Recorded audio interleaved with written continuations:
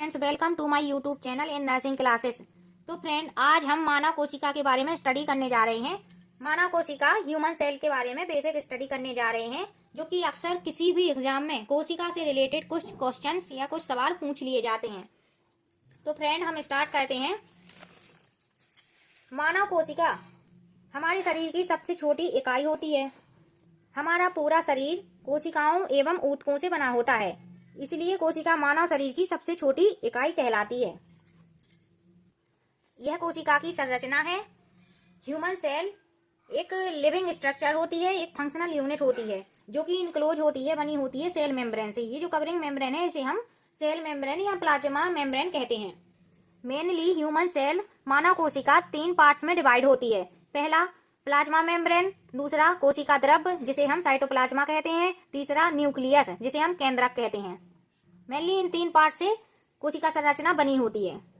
एवं न्यूक्लियस एवं plasma membrane के बिटवीन में जो स्ट्रक्चर होती है, उसे हम कोशिका द्रव्य या साइटोप्लाज्मा कहते हैं। साइटोप्लाज्मा के अंदर ये ऑर्गेनल्स प्रेजेंट होते हैं, जो आपको दिखाई दे रहे हैं, जिसके बारे में हम अभी डिटेल में और स्टडी करेंगे।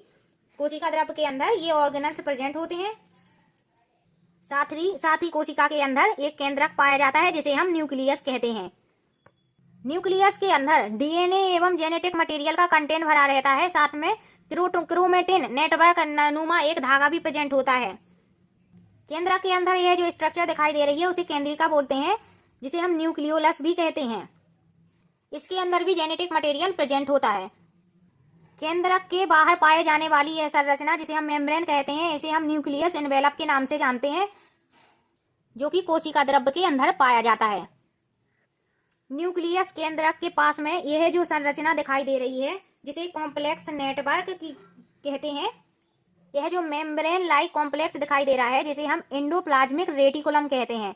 एंडोप्लाज्मिक रेटिकुलम 2 टाइप के होते हैं। पहला रफ एंडोप्लाज्मिक रेटिकुलम, जिसमें ये छोटे छोटे दाने टाइप के जो प्रेजेंट है, इन्हें राइबोसोम्स कहते हैं। इनका अटैचमेंट है इसमें, इसके बारे में हम अलग से स्टडी करेंगे। तो पहला जो एंडोप्लाज्मिक रेटिकुलम हो गया, वो रफ एंडोप्लाज्मिक रेटिकुलम, और दूसरा स्मूथ एंडोप्लाज्मिक रेटिकुलम के नाम से जाना जाता है। कोशिका द्रव्य के अंदर पाई जाने वाली ये डॉट लाइक जो स्ट्रक्चर दिखाई दे रही है, इसे हम राइबोसोम बोलते हैं। राइबोसोम का मेन जो फंक्शन होता है, प्रोटीन का सिंथेसिस करना, प्रोटीन का फॉर्मेशन करना। साथ ही एंडोप्लाज्मिक जो रेटिकुलम है, इसमें भी डॉट लाइक स्ट्रक्चर जो दिखाई दे रही है, ये भी राइबोसोम का अटैचमेंट है।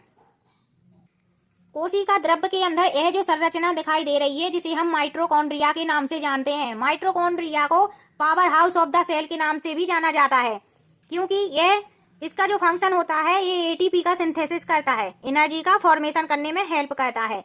इसमें भी राइबोसोम का अटैचमेंट होता है। क्योंकि राइबोसोम का काम प्रोटीन के सिंथेसिस का होता है, और माइटोकॉन्ड्रिया का काम एटीपी का सिंथेसिस करने का होता है, जिसे हम कोशिका का पावर हाउस के नाम से भी जाना जाता है।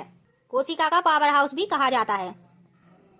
कोशिका द्रव्य के अंदर पाए जाने वाली यह संरचना माइटोट्यूबल्स, ये वाली संरचना को सेंट्रोसोम, और ये जो संरचना दिखाई दे रही है, इसको माइक्रोफिलामेंट के नाम से जानते हैं। कोशिका द्रव्य के अंदर ये भी संरचना एक पाई जाती है, जिसे हम लाइसोसोम बोलते हैं। लाइसोसोम का मेन जो फंक्शन होता है, ये पैथोजन का डाइजेशन करने में हेल्प करते हैं। इसका दूसरा नाम भी इंट्रासेलुलर डाइजेशन सिस्टम के नाम से भी जानते हैं इसे।